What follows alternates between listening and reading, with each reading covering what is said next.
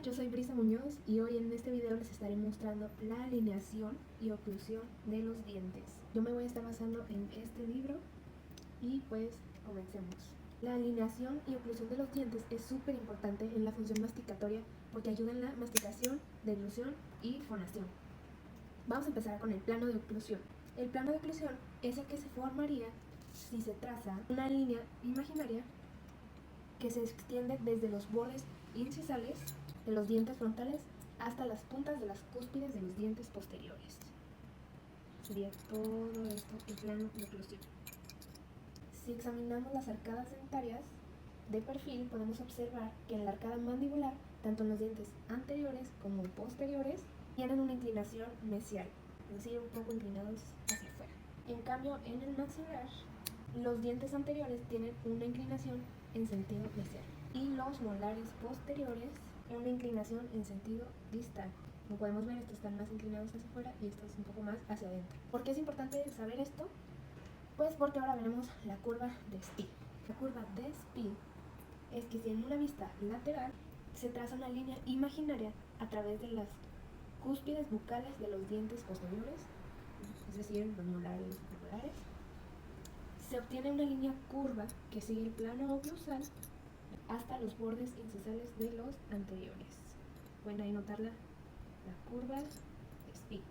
Al observar las arcadas dentarias en una vista frontal, puede verse que en los dientes posteriores de la arcada maxilar tienen una ligera inclinación bucal, bucales hacia afuera. En la arcada mandibular, los dientes posteriores tienen una inclinación lingual, es decir, hacia la lengua, hacia adentro. Ahora veremos la curva de Wilson.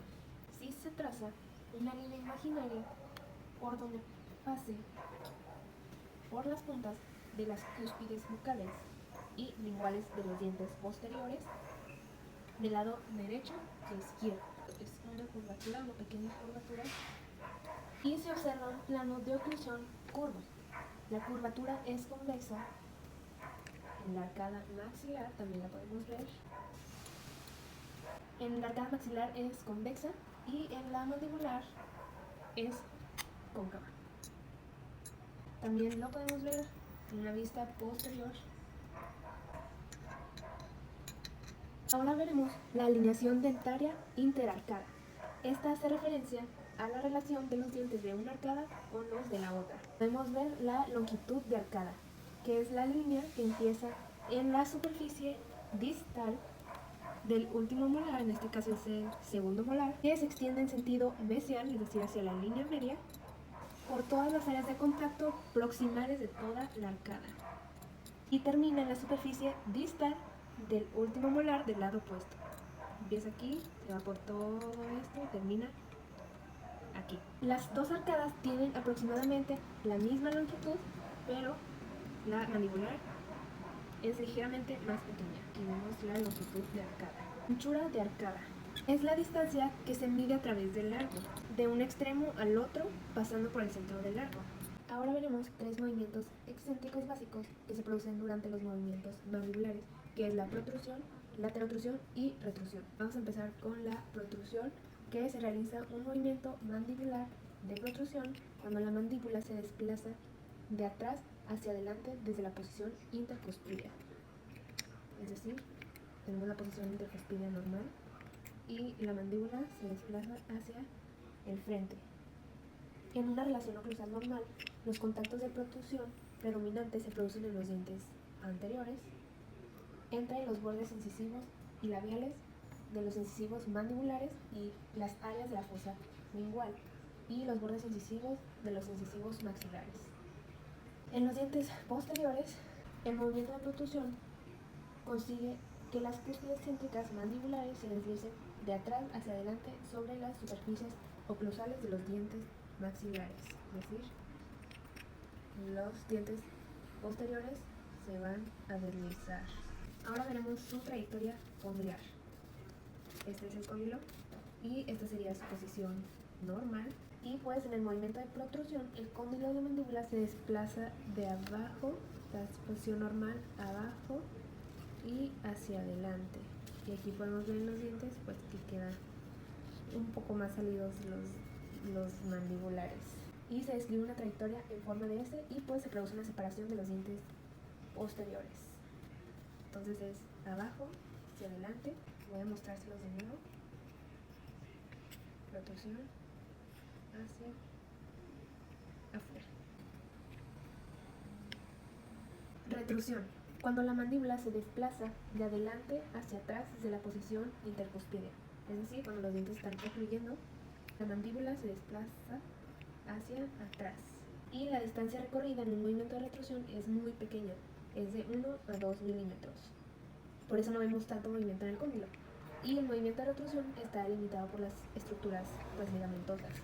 Y durante el movimiento de retrusión, las cúspides bucales mandibulares se desplazan distalmente sobre la superficie oclusal de los dientes maxilares opuestos. Están ocluyendo normal y la mandíbula se desplaza un poco hacia atrás. En los cóndilos normal y literal se los hace un poco hacia atrás. Si lo intentas puedes ver que no puedes hacerlo tanto, por eso es de 1 o 2 milímetros, gracias a los ligamentos que no permiten que vaya más allá. Lateralidades. Durante un movimiento mandibular lateral, los dientes posteriores mandibulares derecho e izquierdo se desplazan sobre los dientes antagonistas en distintas direcciones. La mandíbula se moverá a la derecha o a la izquierda. Por ejemplo, la mandíbula se desplaza lateralmente hacia la izquierda. Los dientes posteriores mandibulares izquierdos se moverán lateralmente sobre los dientes opuestos, es decir, normal, y los dientes posteriores se moverán sobre los de arriba. El contacto de trabajo o contactos de laterotrusión. Si examinamos más detenidamente los dientes posteriores, se observa que pueden darse contactos en dos áreas inclinadas.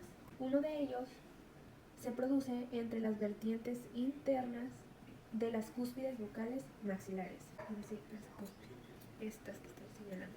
Y el otro se da entre las vertientes externas de las cúspides linguales maxilares y las vertientes internas de las cúspides linguales mandibulares, estas. Luego tenemos el contacto de no trabajo o contactos de mediotrusión. Durante el mismo movimiento lateral izquierdo, los dientes posteriores mandibulares derechos se desplazan en una dirección medial sobre los dientes opuestos. ¿Sí? Estamos ocluyendo normal. Se hace el movimiento hacia la izquierda y quedan los dientes posteriores del maxilar sobre los dientes opuestos. Y los posibles lugares de contacto oclusal se encuentran entre las vertientes internas de las cúspides linguales maxilares y las vertientes internas de las cúspides bucales mandibulares. Es decir, ahí se forma un contacto de no trabajo. Durante un movimiento lateral izquierdo, la mayor parte de la función se realiza en este mismo lado, por lo que el lado derecho se denomina lado de no trabajo. Es decir, como aquí hicimos un movimiento hacia de lateral a la izquierda, el derecho es el de no trabajo, pero si hacemos un movimiento lateral hacia la derecha, ahora el contacto de no trabajo será el lado izquierdo.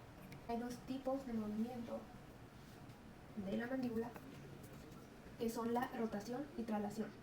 Movimiento de rotación.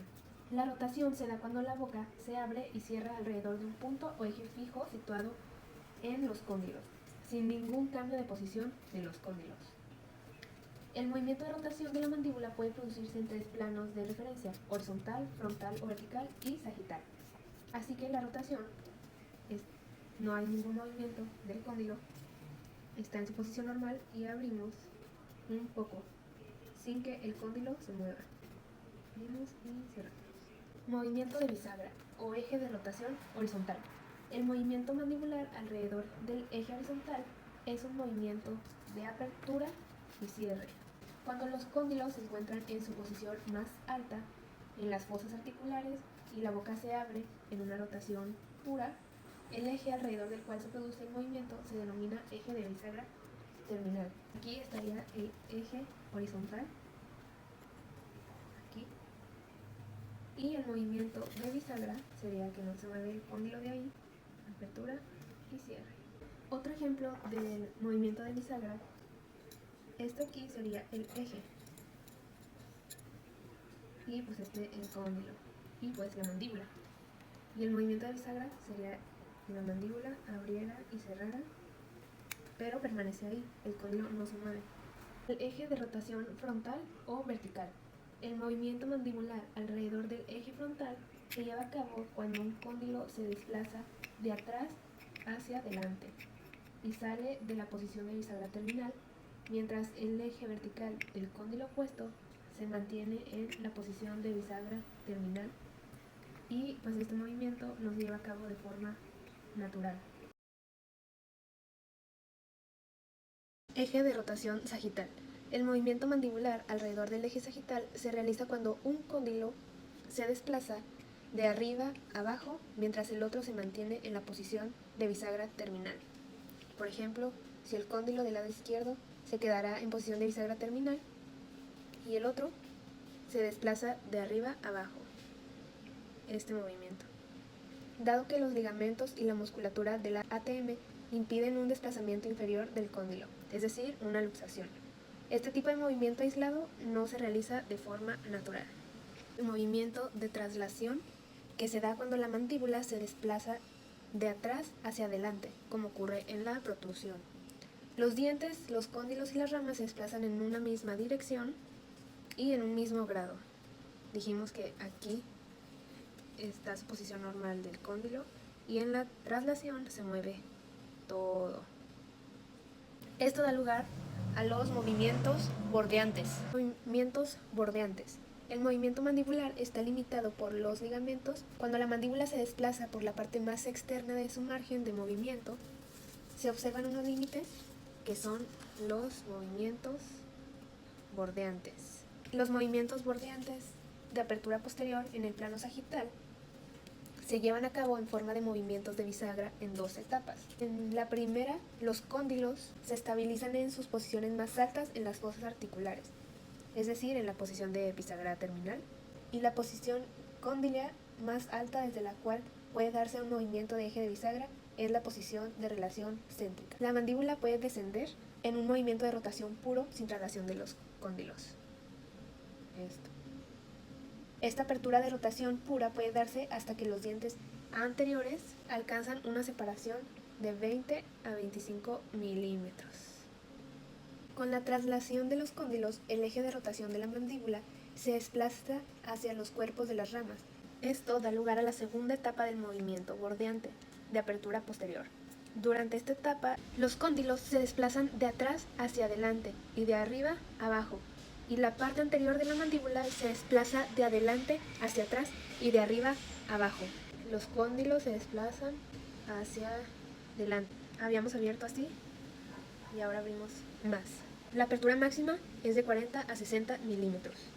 Los movimientos bordeantes de apertura anterior es cuando la mandíbula presenta una apertura máxima y el cierre acompañado de una contracción de los músculos pterigoideos laterales inferiores generará el movimiento bordeante de apertura anterior, que básicamente es cuando cerramos la boca con protrusión, después de abrirla lo más que podamos. Dado que la posición de protrusión máxima en parte la determinan los ligamentos estilomandibulares, cuando se lleva a cabo el cierre, la tensión generada de estos ligamentos provoca un movimiento de los cóndilos de adelante hacia atrás, de adelante hacia atrás. Por eso no es un movimiento de bisagra puro, porque los cóndilos sí se trasladan. Movimiento bordeante de contacto superior. Lo determinan las características de las superficies oclusales de los dientes. Durante todo este movimiento hay un contacto dentario. Su delimitación precisa depende de 1. El grado de variación de la relación céntrica y la intercuspidación máxima. 2. La pendiente de los vértices cúspides de los dientes posteriores. 3. El grado de sobremordida vertical y horizontal de los dientes anteriores. 4. La morfología lingual de los dientes anteriores y maxilares. Y 5. Las relaciones interarcadas generales de los dientes. El contacto dentario inicial en el cierre de bisagra terminal se realiza entre las vertientes mesiales de un diente maxilar y las vertientes distales de un diente mandibular. Si se aplica una fuerza muscular a la mandíbula, se llevará a cabo un movimiento o desplazamiento superoanterior hasta alcanzar la posición de intercuspidación. Es decir, será este movimiento. En la posición de intercuspidación suelen hacer contacto los dientes anteriores antagonistas, es decir, estos dos. Cuando se protruye la mandíbula desde una posición de intercuspidación máxima, el contacto entre los bordes incisivos de los dientes anteriores mandibulares y los planos inclinados linguales de los dientes anteriores maxilares, están inclinados, dan lugar a un movimiento anteroinferior de la mandíbula. Este movimiento continúa hasta que los dientes anteriores maxilares y mandibulares se encuentren en relación borde a borde. El movimiento horizontal continúa hasta que los bordes incisivos de los dientes mandibulares llegan más allá de los bordes incisivos de los dientes maxilares. Entonces se hará este movimiento. En este punto, la mandíbula se desplaza en una dirección ascendente hasta que los dientes posteriores entran en contacto. Estamos así. Las superficies oclusales de los dientes posteriores dictan entonces el resto del trayecto hasta el movimiento de protrusión máxima, que llega a la parte más alta del movimiento bordeante de apertura anterior. Los tipos de mordidas. Mordida cruzada. La relación bucolingual normal reduce al mínimo los posibles traumatismos del tejido blando, es decir, mordeduras de la lengua o de las mejillas. A veces como consecuencia de las diferencias en el tamaño de las arcadas óseas o de los patrones de erupción dentaria, la oclusión de los dientes se realiza de tal forma que las cúspides bucales maxilares entran en contacto con el área de las fosas centrales de los dientes mandibulares. Entonces, si tenemos esta mordida, las cúspides de los dientes maxilares no protegerán a las mejillas o tejidos y pues el paciente se va a morder al comer. Mordida abierta anterior.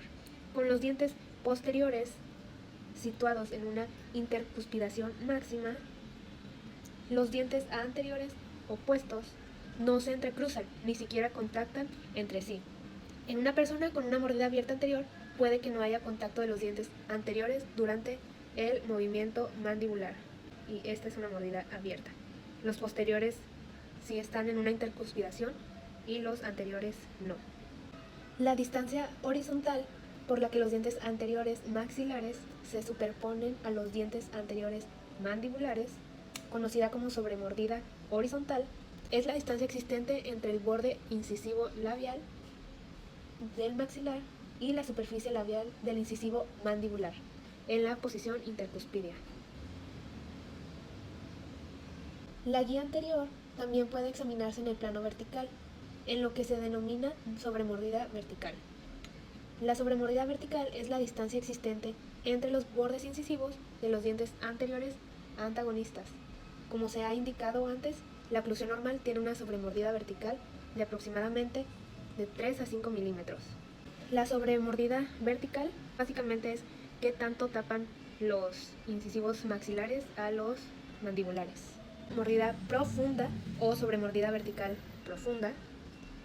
Cuando una persona tiene una mandíbula infradesarrollada, es decir, relación molar de clase 2, que la mandíbula es más pequeña y que está un poco hacia atrás, los dientes anteriores mandibulares con frecuencia contactan en el tercio gingival de las superficies linguales de los dientes maxilares.